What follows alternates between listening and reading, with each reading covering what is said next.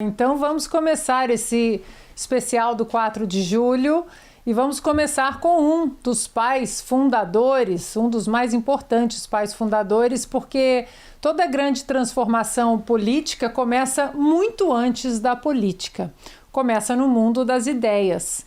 Muito antes de os Estados Unidos conquistarem sua independência, uma pergunta já ocupava a mente de filósofos, juristas e pensadores. De onde vêm os nossos direitos?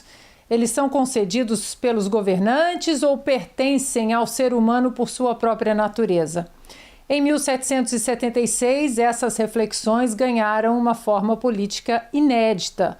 Coube a Thomas Jefferson transformar séculos de tradição filosófica em um documento que mudaria a história do Ocidente. Mais do que declarar a independência de uma nação, Jefferson ajudou a afirmar um princípio que continua influenciando o mundo 250 anos depois. O poder existe para proteger direitos. Ele não é a fonte deles. Nossa história começa com o homem que deu voz a essa ideia, Thomas Jefferson, um dos principais pais fundadores dos Estados Unidos e autor da Declaração de Independência. Ao compreender sua vida e seu pensamento, descobriremos por que seu legado permanece no centro dos grandes debates sobre liberdade até os dias de hoje. No dia 13 de abril de 1743, nascia Thomas Jefferson, um homem que ajudou a escrever não apenas a independência de uma nação, mas a base moral sobre a qual ela se sustentaria. Ao afirmar que todos os homens são criados iguais com direitos inalienáveis dados pelo Criador, Jefferson não descrevia o mundo como ele era. Ele estabelecia um princípio e, mais do que isso, um compromisso que ultrapassaria gerações. A ideia de que a dignidade humana não depende de circunstâncias, não pode ser concedida e, sobretudo, não pode ser abandonada conforme a conveniência do momento. Esses princípios não ficaram no papel. Eles atravessaram guerras, crises, divisões internas. Eles foram testados, questionados, pressionados, mas permaneceram como referência, não como retórica, mas como medida de responsabilidade e vigília. Uma nação que nasce afirmando o valor de cada indivíduo assume, desde o início, um dever. O dever de reconhecer esse valor na prática. O dever de sustentar suas escolhas, mesmo sob pressão. E o dever de não tratar vidas como peças descartáveis em momentos de crise. É isso que ajuda a explicar o que vimos nesta semana. Um piloto abatido em território inimigo e uma estrutura inteira mobilizada para trazê-lo de volta. Não apenas por cálculo militar ou estratégico. Existe uma ideia bem anterior a qualquer decisão. A de que abandonar alguém, parte de um mesmo corpo em combate, não é uma opção. No fim, o poder de uma nação não se mede apenas pela sua força, mas pela coerência entre aquilo que afirma e aquilo que está disposta a fazer para sustentar essas afirmações. E é por isso que Thomas Jefferson não pertence apenas ao seu tempo. Ele permanece como referência para todos os momentos em que esses princípios são colocados à prova.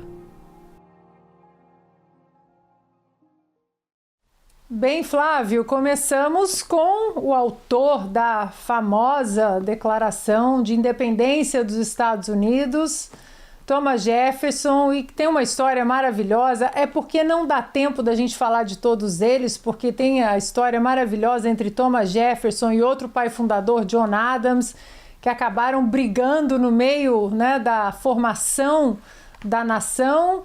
E depois se separaram, depois já que a Constituição feita, acabaram se separando, no fim da vida trocaram cartas e morreram no mesmo dia, num 4 de julho. Então a gente tinha que começar com ele, Thomas Jefferson. Flávio? Lembrando que não há exatamente uma clareza se isso aconteceu de fato no 4 de julho, talvez tenha sido no dia 2, né? Depois deixaram para o dia 4 simplesmente por questões, né, simbólicas, questão de logística também, entregaram o documento sem assinar, basicamente foi isso. Mas enfim, o Thomas Jefferson foi sempre meu pai fundador preferido por conta do seguinte, ele é o mais filosófico de todos, e se você for pegar agora, principalmente nos Estados Unidos, mas isso acontece com as edições dos pais fundadores também em outras línguas, você vai ver que se você pegassem, por exemplo, eu quero o livro, né, as trocas de cartas lá, todos os documentos dos pais fundadores, os documentos dos Federalist Papers e tal, você vai ver que metade do livro é uma explicação, né, uma justificativa do que você vai encontrar no livro, porque as pessoas não entendem. Thomas Jefferson ele não é um cara entendido por americanos no século XX. Tá? Eu adoro falar isso nas minhas palestras para empresários, pego os documentos ali, primeiro eu só jogo, depois de 20 minutos de deixar todo mundo meio igual barata tonta, que eu começo a explicar umas coisas.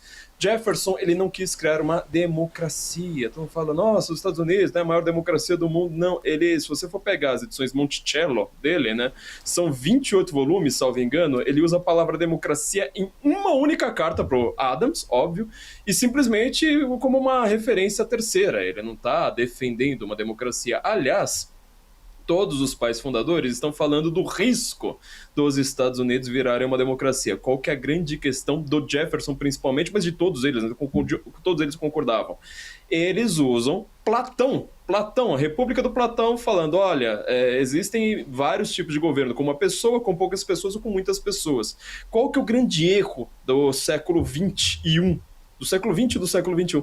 Achar que quando tem muitas pessoas, pronto, o governo ele é perfeito por si. Não, existe o governo bom, existe o governo ruim. E o governo bom é chamado de república, politeia em grego, e res pública, como foi traduzido para o latim. Se você for pegar a Declaração de Independência, a Constituição Americana, sei lá, qualquer documento principal dos Estados Unidos, quantas vezes aparece a palavra democracia? Eu adoro jogar isso para os empresários, né? Quantas vezes aparece a palavra democracia? Nenhuma, nunca. Eles falam república o tempo todo e eles estão com esse conceito em mente. E o Jefferson, né, ele estava muito preocupado em manter uma espécie de aristocracia, apesar de vários governarem, né? Ele falava assim, era o governo do Aristói, mas não será como uma aristocracia no modelo que ele estava lutando contra, que são pessoas que no final das contas só estavam pensando em si e tratando, né, um grande país que eles ainda nem conheciam simplesmente como um território a ser explorado no pior sentido do termo.